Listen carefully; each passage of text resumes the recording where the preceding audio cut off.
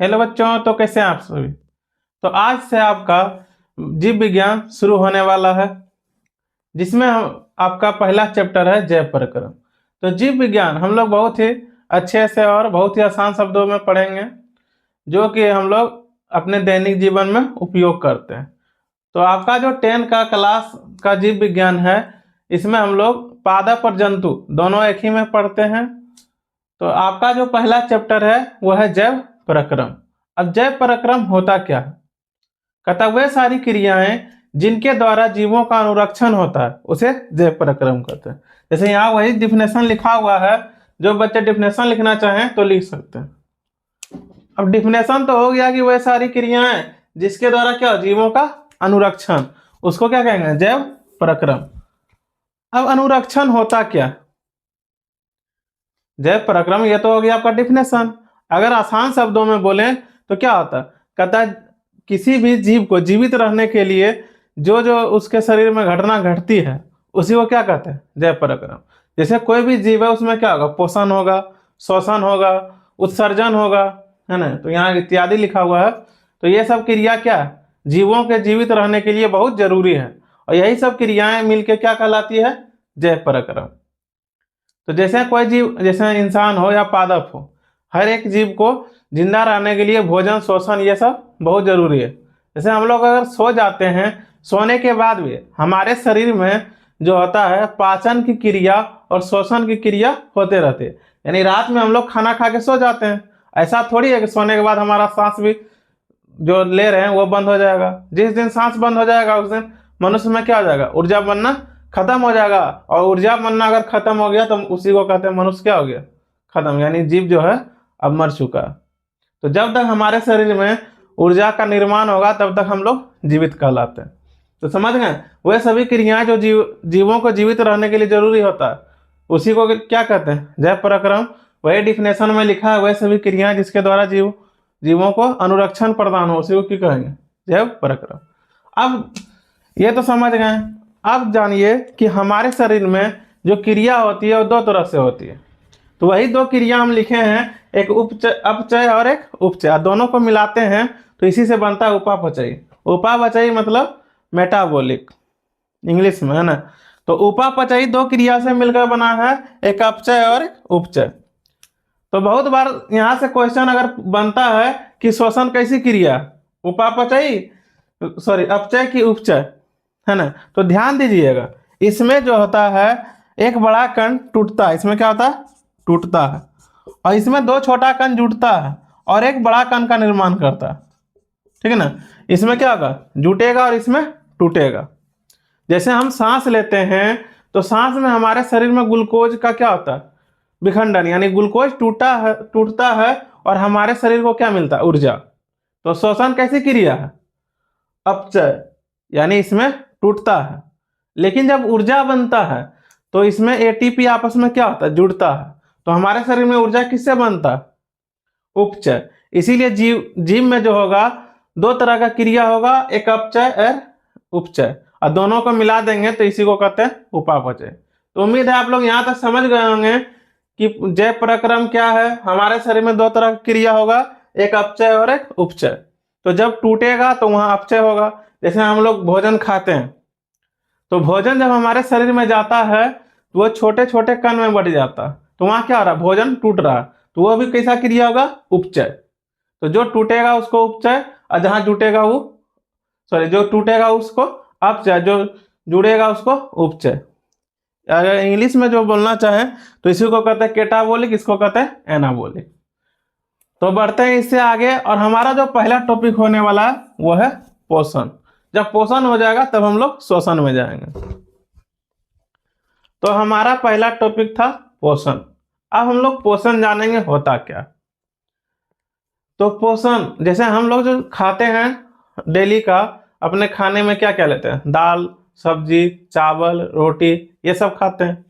तो हमारे शरीर में वो जो दाल, चावल, रोटी खाए हैं उससे जो उसके अंदर जो भी पोषक तत्व है उसका यूज होता है, और बेकार पदार्थ क्या होता है, बाहर हो जाता है उत्सर्जित पदार्थ के रूप में, है ना। तो इसी में हम लोग जानेंगे पोषण। तो कहता है कि जीवों द्वारा भोजन को ग्रहण कर उसके पोषक तत्वों के उपयोग करने की विधि को क्या कहते हैं? पोषण। अब पोषक तत्व कितने हैं? हर एक जीव के लिए 5 पोषक तत्व चाहिए। वो है आपका कार्बोहाइड्रेट, प्रोटीन, वसा, खनिज लवण और विटामिन। अगर किसी भी जीव यानी मनुष्य या कोई भी जानवर है, इस तरह का अगर 5 प्रकार का पोषक तत्व उसको मिल रहा तो उसमें किसी भी तरह का जल्दी रोग उत्पन्न नहीं होता। और जिसको यह 5 प्रकार का पोषक तत्व नहीं मिलता है, वही हो जाता है कुपोषण के शिकार। तो यहाँ हम लोग सिर्फ जानेंगे कि पोषण क्या है, पोषक तत्व नहीं जानना है ना। तो याद रखिएगा सिर्फ पोषक तत्व 5 है और वही 5 पोषक तत्व हमारे शरीर को चाहिए। तो यहाँ पर जो बच्चे डिफिनेशन लिखना चाहें तो लिख सकते हैं कि जीवों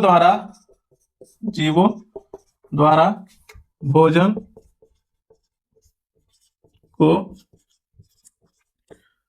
ग्रहण कर उसके पोषक तत्वों का उपयोग करना पोषण कहलाता। पोषण कहलाता। अब आगे जानेंगे पोषण की कितनी विधियां। पोषण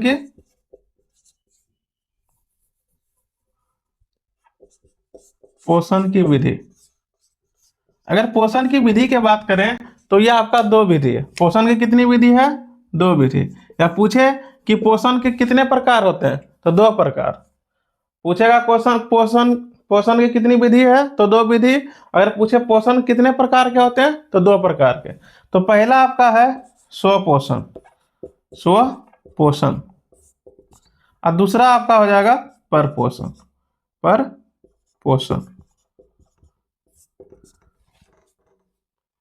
तो अगर हम पहला जाने स्वपोषण क्या है, तो आप लोग अगर पहला का डिफिनेशन लिखना चाहें कि स्वपोषण होता क्या है, तो स्व माने अपने आप, यानी वैसा जीव जो अपना भोजन स्वयं बनाता हो, दूसरे जीव पर निर्भर नहीं रहता, उसे क्या कहेंगे? स्वपोषण। जैसे पादप, पेड़ पौधा को जैसे हम लोग को क्या चाहिए? चावल चाहिए, आटा चाहिए, सब्जी चाहिए खाना बनाने के लिए। लेकिन पेड़ पौधा को ऐसा कोई चीज नहीं चाहिए जो कि दूसरे से मिले। वो प्राकृतिक पदार्थ यानी उसको क्या चाहिए? सूर्य का प्रकाश, है ना। तो उसको सिर्फ सूर्य का प्रकाश चाहिए। और जैसे हम लोग को अदर चीज भी चाहिए, दूसरे जीव पर हम लोग क्या करते हैं? निर्भर रहते हैं। लेकिन जो पेड़ पौधा वो दूसरे जीव पर निर्भर नहीं रहता। अब ये थोड़ी है कि आम का पेड़ है तो वो पीपल के पेड़ से कुछ मांगेगा, ऐसा तो है नहीं। लेकिन हम लोग जो जीव जंतु हैं अपना भोजन क्या करते हैं? पेड़ पौधे से प्राप्त करते हैं, यानी हम लोग दूसरे पर आश्रित हैं। जिस दिन पेड़ पौधा नहीं रहेगा तो हम लोग भी क्या होंगे? धीरे धीरे खत्म हो जाएंगे। तो हम पहले जानेंगे स्वपोषण। तो स्वपोषण का अगर लिखना चाहें तो आप लोग लिख सकते हैं साथ में कि वैसा जीव जो किसी दूसरे जीव पर निर्भर ना होकर अपना भोजन स्वयं बनाते हैं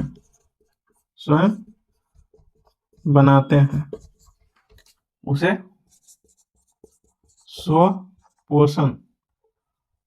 स्वपोषण कहते हैं। जैसे में क्या हो जाएगा आपका? पेड़ पौधा।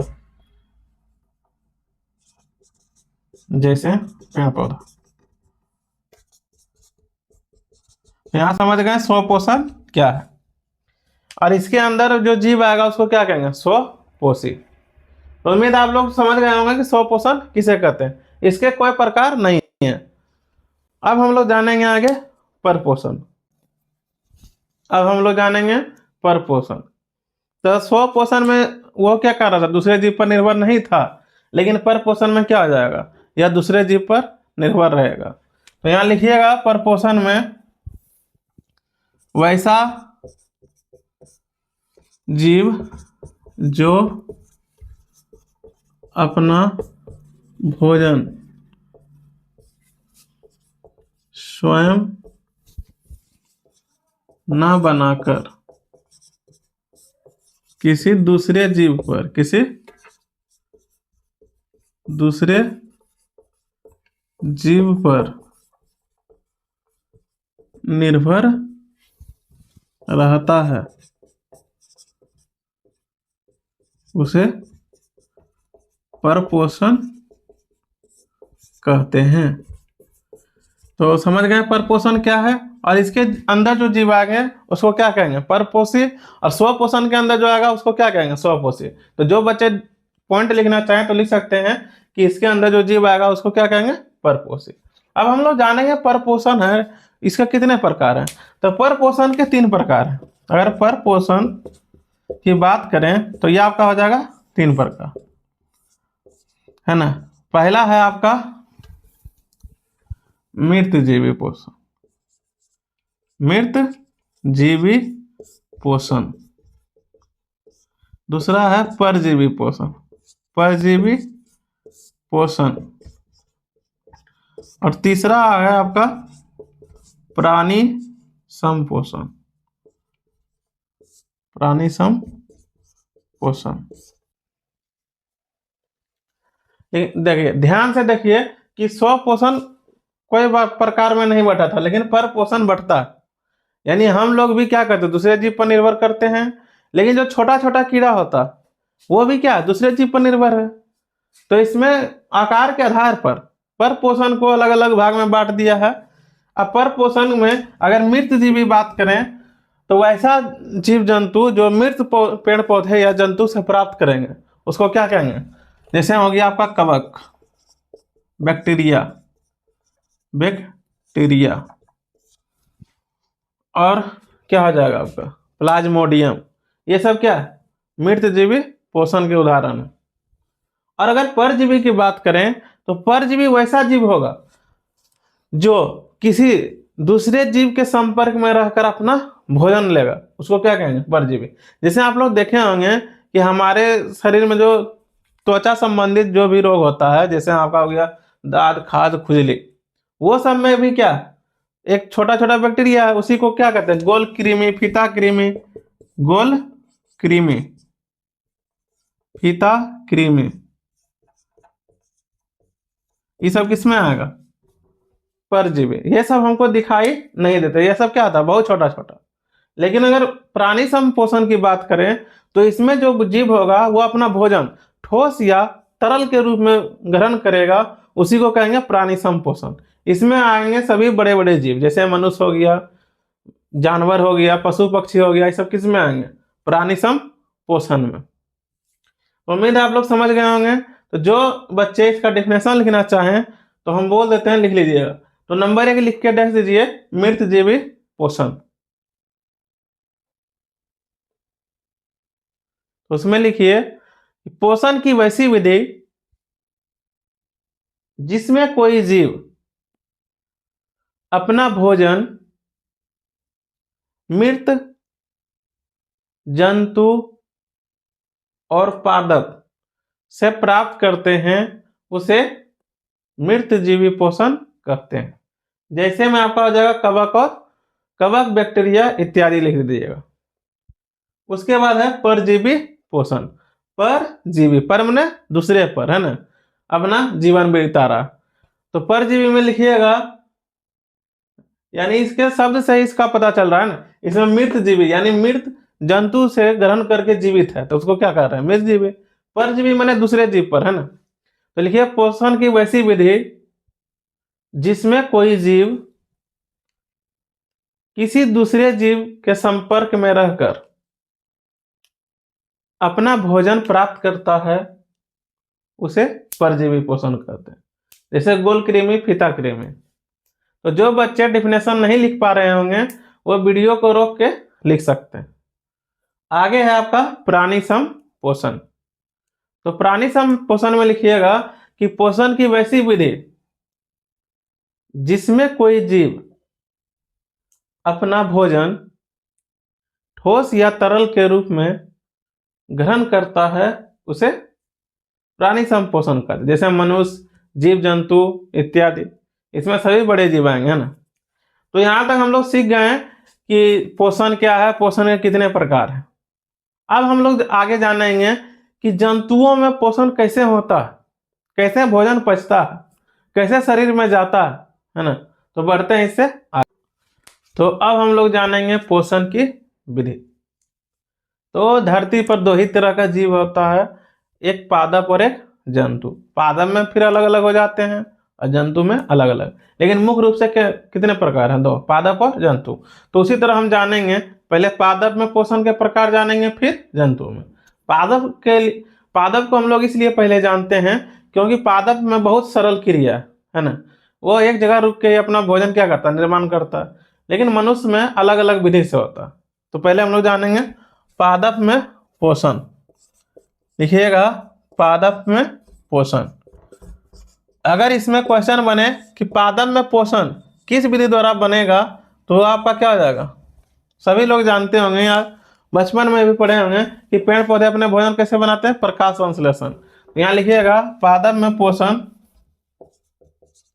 पादप में पोषण प्रकाश संश्लेषण क्रिया द्वारा होता है। तो पादप में भोजन किस क्रिया द्वारा होगा, प्रकाश संश्लेषण। तो यहां से ऑब्जेक्टिव बनेंगे पादप में किस प्रकार के भोजन यानी पोषण की कौन सी विधि है। तो प्रकाश संश्लेषण द्वारा ये क्या करते हैं, अपने भोजन का निर्माण करते हैं। अब इससे जो क्वेश्चन बनेगा प्रकाश संश्लेषण क्या, तो अगला क्वेश्चन लिखिए प्रकाश संश्लेषण किसे कहते हैं, किसे कहते हैं। तो लिखिएगा इसमें आंसर। तो प्रकाश संश्लेषण क्या है, पेड़ पौधों द्वारा सूर्य के प्रकाश की उपस्थिति में है ना भोजन बनाने की विधि को क्या कहते हैं, प्रकाश संश्लेषण। और अगर बड़ा लिखना चाहें तो इसमें और भी ऐड कर सकते हैं कि पेड़ पौधे के द्वारा सूर्य के प्रकाश की उपस्थिति में हरित लवक, जल एवं कार्बन डाइऑक्साइड की सहायता से भोजन बनाने की विधि को क्या कहेंगे, प्रकाश संश्लेषण।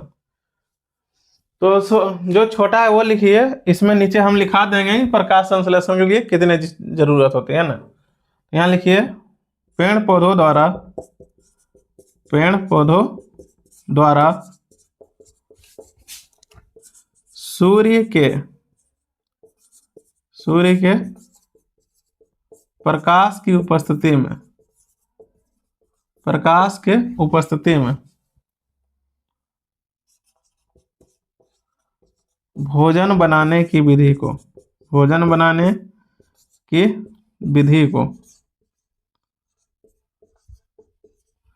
क्या कहेंगे, प्रकाश संश्लेषण कहते हैं।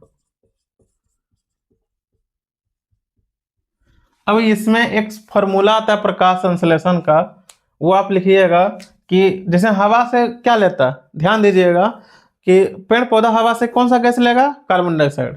तो ये तो याद रहेगा CO2 लेगा। अब कितना, तो 6 याद रखिएगा, ठीक। उसके बाद इसका दुगना क्या होगा, जल, यानी इसमें 12 H2O होता, ठीक ना। याद रखिएगा 6 दूनी 12 है ना, 6 कार्बन डाइऑक्साइड लेगा और 12 जल। और यहां पर क्या होगा, सूर्य का प्रकाश रहेगा तभी यह क्रिया संभव है।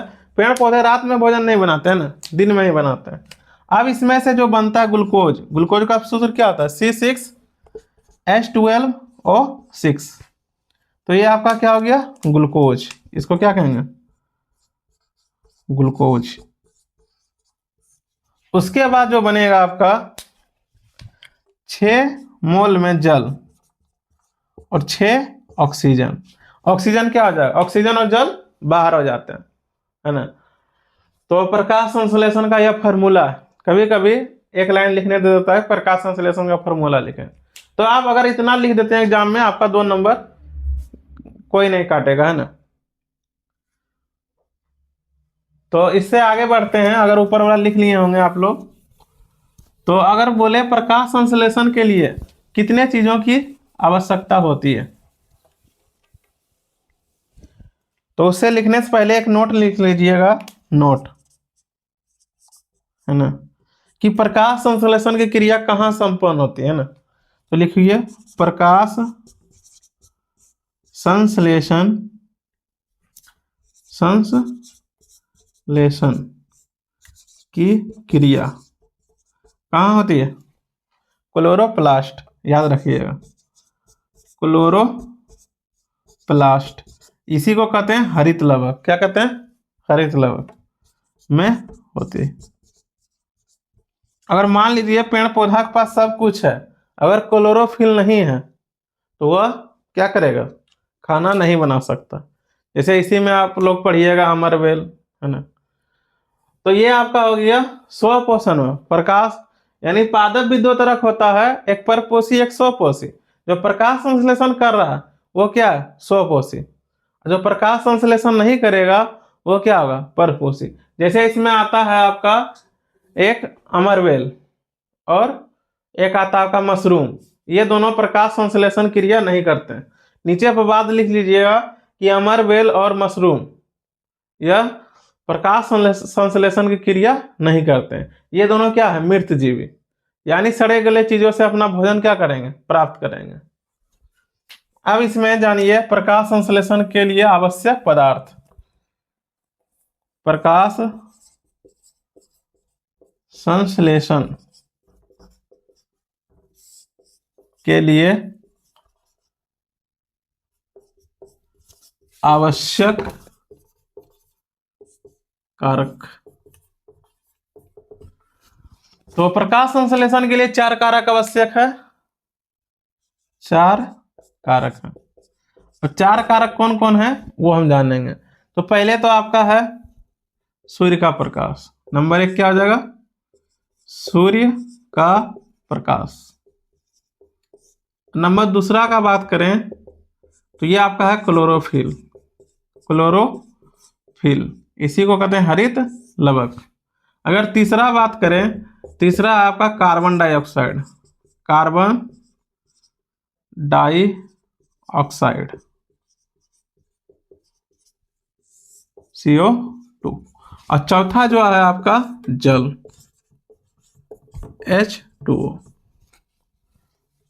तो उम्मीद है आपको पोषण समझ आया होगा।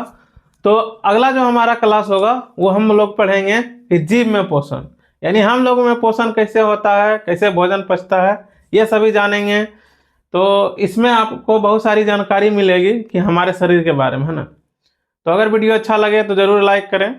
तो मिलते हैं नेक्स्ट वीडियो में।